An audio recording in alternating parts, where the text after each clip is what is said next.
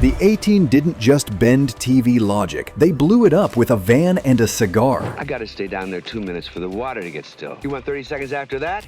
Budgets soared, tempers flared. One star refused to fly, another trying to take over the show. These are 20 wild facts about the A-Team. And the bonus at the end? Let's just say it involves mohawks and a unique Christmas celebration. Lock the doors, grab your gold chains. This ride's fueled by chaos and canned laughter. Fact 1. The face changed faces before the ink dried. If you're talking to him, you're wasting your time. He's deaf. He's also a mute. The pilot aired after the Super Bowl, and millions met a faceman who would not return. Tim Dunnigan had the smile, the posture, and the charm on cue. Executives studied the frame and decided the arithmetic did not suit a Vietnam veteran. Within days, the call sheet shifted, and Dirk Benedict stepped into the part like a man returning to his own table.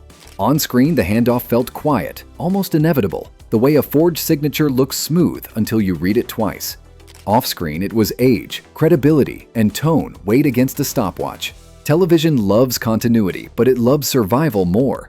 By episode 2, the grin matched the history, the patter fit the jacket, and the audience moved with it. The con worked because it respected the story's face while changing the face that told it.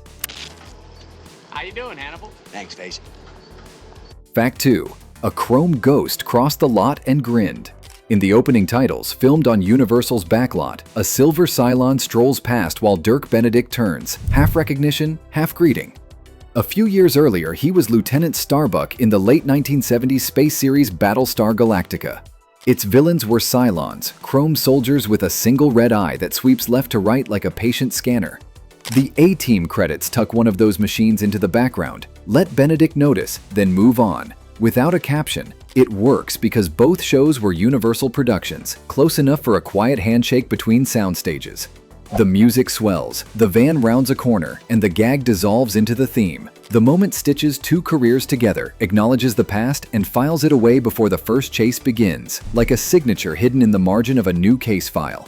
Keep your eye on the red stripe. The garage paperwork tells a different story. Fact 3. One legend on screen, 8 workhorses in the garage.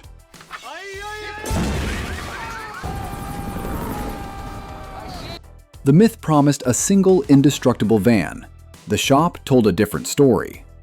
The icon was a black and gray GMC Vandura with a red diagonal stripe, but production kept a small fleet. Hero rigs handled close work and dialogue, kept clean and steady for the lens. Jump mules were braced to take landings. Slide specialists were balanced for controlled drifts that made editors breathe easier.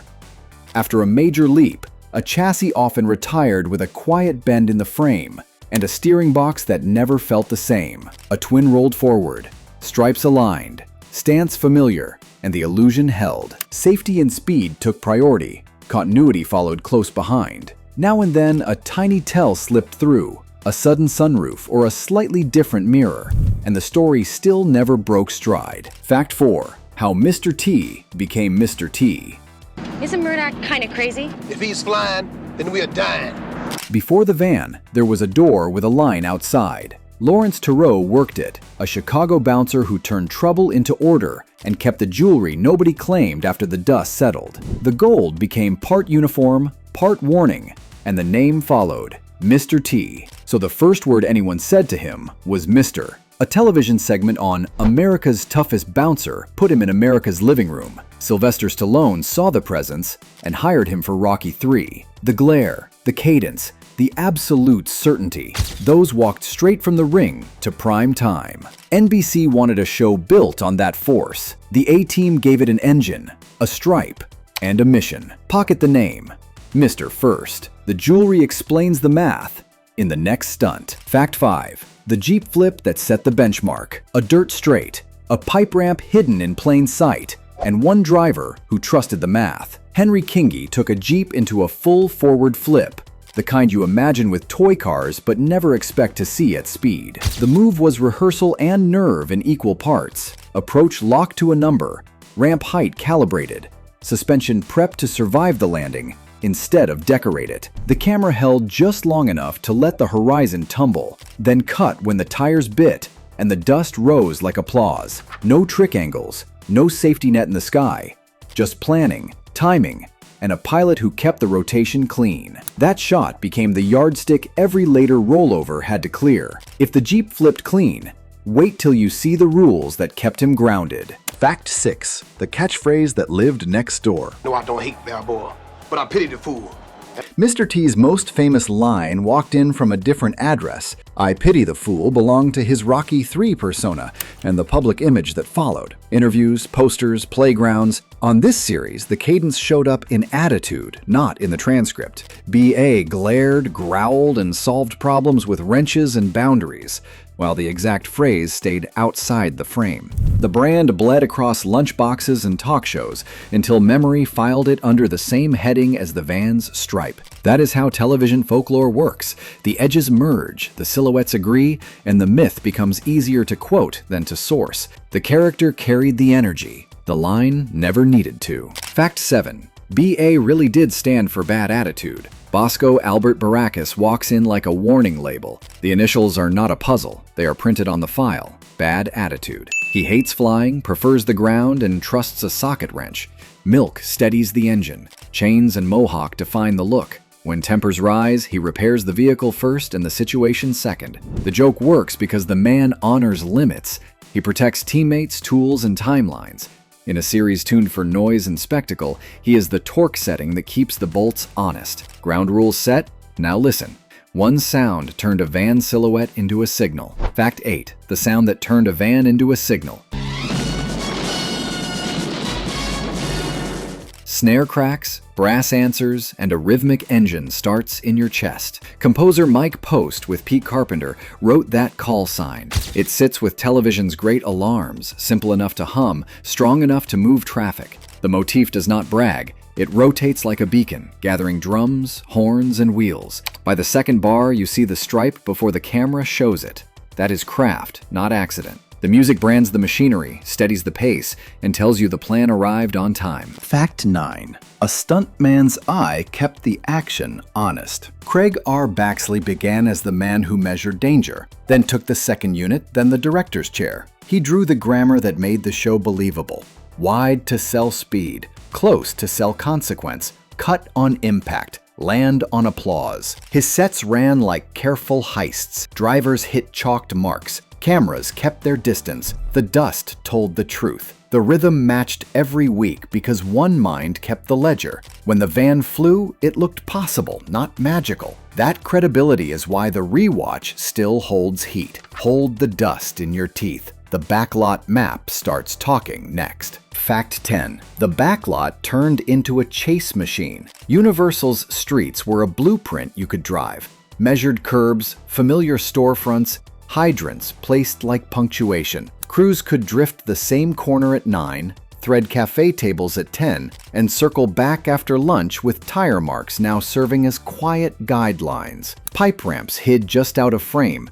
Chalk dots marked turn-in points, and the camera knew exactly where the van would break the plane. That repeatability sold danger without gambling the day. Drivers wrote sentences on asphalt, commas in skid length, periods on impact. The map never changed. The story did. Fact 11. Crash doubles wore the costume, then took the fall. Protect the hero rig, punish the stand-in. That was the quiet arrangement. When a shot demanded violence, a look-alike van rolled forward, sometimes even a different make dressed in the same stripe and wheels. Panels matched, stance copied, details rushed to the edge of the frame. Then the ramp did its work, and the double paid the bill. Continuity usually held. Occasionally, a tell slipped through, a sudden sunroof or mirror that did not return. The myth stayed spotless because the decoys ate the physics. The close-up rig lived to smile. The double went back on the trailer. If TV archaeology like this hits home, subscribe. The next reveal stings. Quick pit stop, 80s diehards. We hid nods to our next video in this cut. If your VHS trained eyes catch one, comment the exact timestamp and the show's name. We'll shout out the sharpest spotters in next week's video and pin the best catch.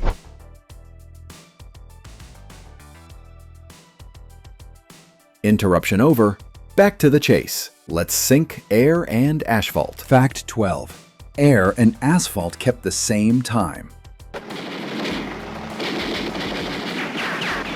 Helicopter chases worked because the rotors knew the rhythm on the ground. Pilots, like Charles Tamburo, floated to their marks while the van hit lime-dusted cues below, a slow count on the radio tightening into a single beat. Rotor wash turned dust into a metronome. The camera ship crabbed sideways as the van slid through frame, both machines arriving on an invisible downbeat. Nothing digital, nothing guessed, just rehearsed paths and trust between crews who could read each other's speed. That is why the shots feel honest. The air choreographs the ground, and the ground answers on time. Keep that rhythm in your ears. Next, we take it to the bleachers.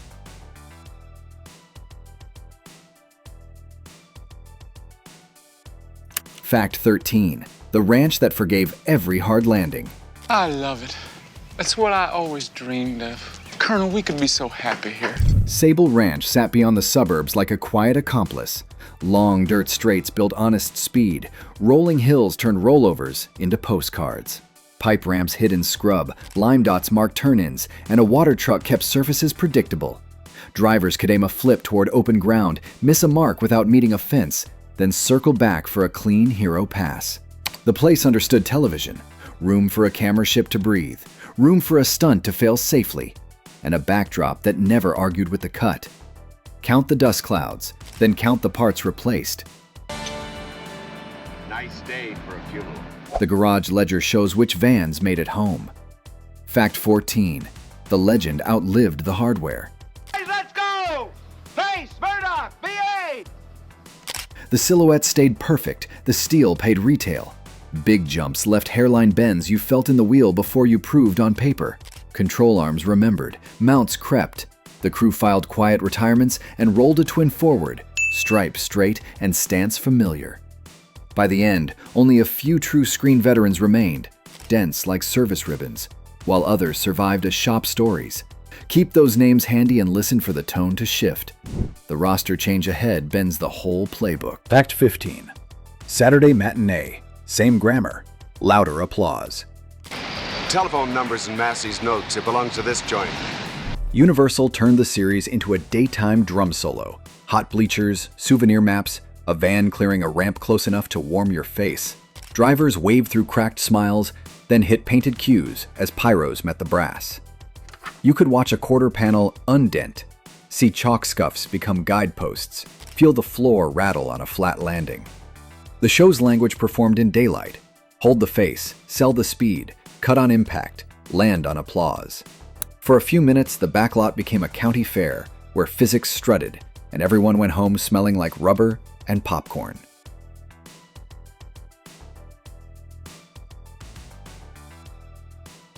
Fact 16. The season that changed the rules. Gotta convince him the plane can't take off in a heavy fog without a co-pilot. After years of freelance heroics, the doors closed, captured, court-martialed, then drafted by the system that hunted them.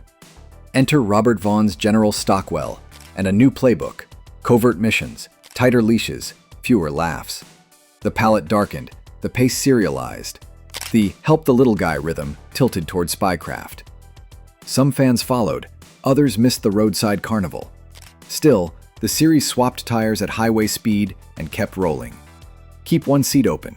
The would-be recruit never cleared the paperwork. Fact 17. The regular who almost was. Ron, let me throw something on. She had the backstory, the chemistry, and an exit line that promised more. $2,000? What? I will pay you back, Face. Tia Carrera's arc set up a continuing role, tying threads to Vietnam and giving the team a sharper ally. Then business intervened. A standing contract elsewhere locked the door, and writers steered around the gap like a missing prob. The moment remains a paused frame. Everything aligned except the signature. Television can bend physics, not calendars. When the roster could not expand on paper, Primetime found a new partner, the old-fashioned way. By making an entrance, you could hear. Fact 18. The night Primetime shook hands with the Ring. Don't anybody move! Bright lights, brass on the soundtrack, arena boots on the backlot. Hulk Hogan steps into Body Slam, a crossover built on Mr. T's wrestling fame, turning the hour into a handshake between TV action and the WWF. Synergy with a grin. Promos meet pyros, stunt grammar absorbs a suplex without losing time. Crowd energy leaks through the screen like a live mic hum. Families who knew the ring suddenly knew the van. If big practical mayhem is your thing, Bond. James Bond. our James Bond Top 10 Stunts is on screen now. Tap it after this chase. Fact 19. The originals returned, one chose not to. I'd rather face a firing squad than betray you boys.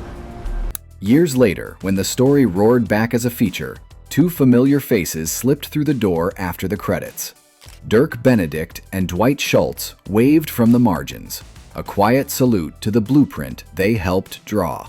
One voice stayed outside. Mr. T declined a cameo, saying the imitation of his look felt wrong. The choice fits the man.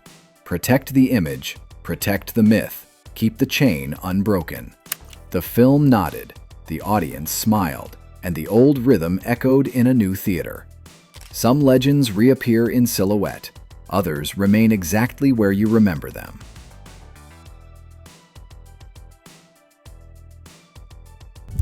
Fact 20.